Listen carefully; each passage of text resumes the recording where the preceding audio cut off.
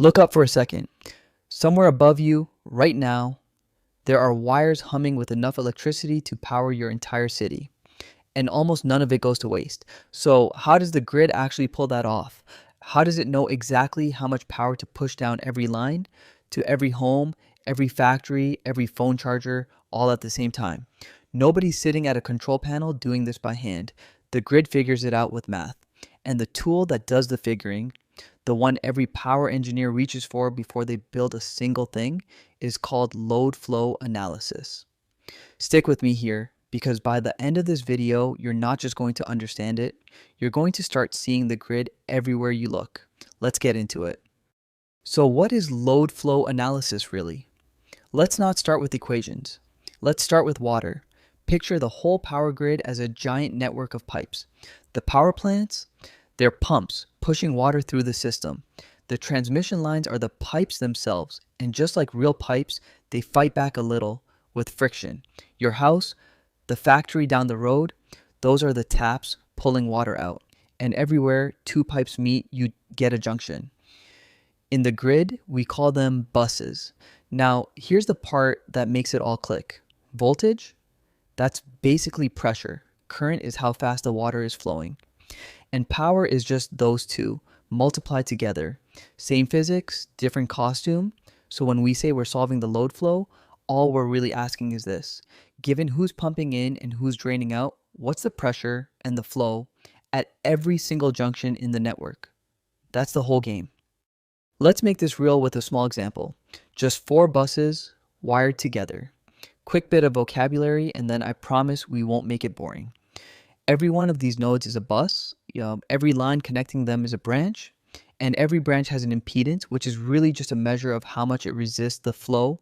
4 buses, a few branches, and that's our entire little grid.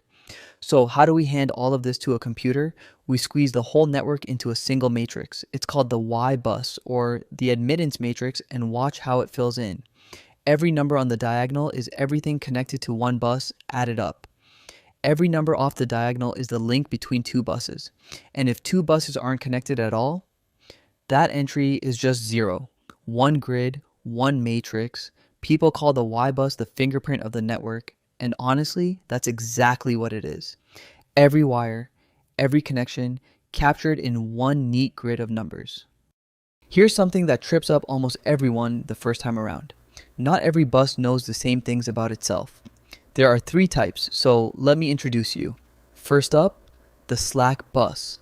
Think of it as the anchor, the reference point for the whole system. We fix its voltage and its angle, and in return, it does the dirty work. It quietly makes up whatever power is left over to keep everything in balance. It's the grid's accountant. Next, the generator bus, also called the PV bus. This is a power plant. It tells us, look, I'll pump out exactly this much power and I'll hold my voltage right here. The rest is your problem to figure out. And finally, the load bus, the PQ bus. That's a factory, a neighborhood, you at home. It just says, I need this much power and I don't really care how. Just give it to me. So every type hands us a different set of knowns and asks us to solve for the rest. Slack, generator, load. Lock those 3 in because absolutely everything else is built on top of them. All right, deep breath. It's time for the actual math. But stay with me because once the intuition is there, these equations are honestly just bookkeeping. For every bus, the power flowing in depends on the voltages all around it. Here's the active power and here's the reactive power. Same exact shape, just with the sine and cosine swapped. Don't try to memorize this. Just notice the pieces. This part is the voltage at our bus. This is how strongly the branches conduct. And this is the angle difference between 2 buses. 2 equations for every bus. So a 4-bus grid gives us 8 equations. A 1,000-bus grid? Well, you can see where that's going. But here's the catch. The thing that makes load flow genuinely tricky. See those sines and cosines? They make the equations nonlinear. And nonlinear means you can't just solve them in one clean step. You have to sneak up on the answer. You guess, you improve, and you guess again. And that right there is where this gets fun. So how do you sneak up on an answer? Let me show you. With a dinner party, Imagine you're seating a room full of guests, but there's a catch. Where each person wants to sit depends on where everyone else ends up. You can't solve it all at once. It's circular.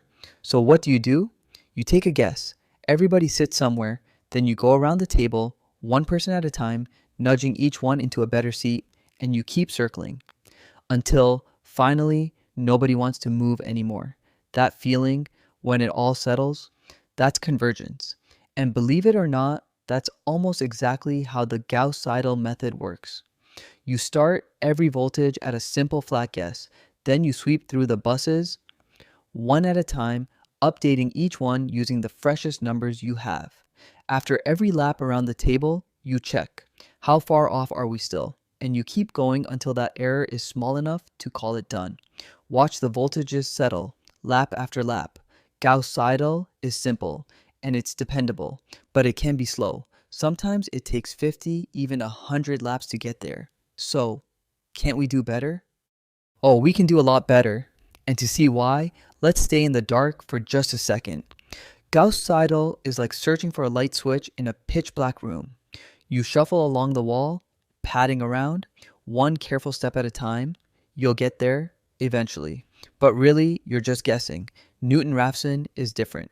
Newton-Raphson flips on a flashlight. Now you can see the switch across the room, and you walk straight to it.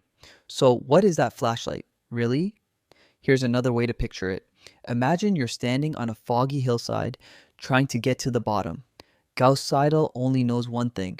Am I a little lower than I was or not? So it inches along, one timid step at a time. But Newton-Raphson can feel the slope of the ground under its feet. And the instant you know the slope, you know two things at once. Which way is downhill and how steep it is. So instead of shuffling, you take one big confident stride straight toward the bottom. That slope, that sense of which way to go and how far, actually has a name. It's called the Jacobian. It's the piece of math that tells Newton-Raphson not just that it's wrong, but exactly how to fix it. So instead of 100 timid steps, it takes just a few enormous ones. Watch. The voltages basically snap into place. Where Gauss-Seidel needed 100 laps, Newton-Raphson usually nails it in 3 to 5. And that, right there, is why this is the method engineers actually reach for in the real world. Let's put them side by side because the difference is honestly kind of stunning. Same grid, same starting point. Now watch the error fall. Gauss-Seidel eases its way down, steady and gentle. A nice straight slide. Newton-Raphson, it falls off a cliff. Each step roughly squares the accuracy of the one before it. We call that quadratic convergence, and it is fast. Now scale this up to a real power system, thousands of buses. Gauss-Seidel might need a couple hundred passes to get there. Newton-Raphson, just a handful. And when you're running this over and over all day long on a live grid, that gap right there isn't some small detail. That's the whole ball game. So where does all of this actually show up? Honestly, just about everywhere. Planning a new transmission line, engineers run a load flow first to make sure it won't push voltages somewhere dangerous. Worried a line might fail? They pull it out on the computer, rerun the study, and check that the grid can survive the hit. Running a control room, load flow is quietly solving in the background every few minutes, watching over the entire system in real time. Connecting a big new wind or solar farm, load flow tells you where it can plug in without overloading anything. And even your protection relays, the devices that trip and isolate a fault in a fraction of a second, their settings trace right back to a load flow study. It's the same quiet engine running underneath all of it. And that, in a nutshell, is load flow analysis. It's the foundation, the thing that quietly comes before almost everything else in power systems. Before the stability studies, before the protection settings, before anyone bolts together a single tower, somebody has to answer one simple question. Where does the power actually go? And you can answer that now. So the next time you walk underneath those wires, and trust me, once you start noticing them, they're everywhere. You won't just see cables anymore. You'll see buses and branches and power quietly finding its balance across the whole network.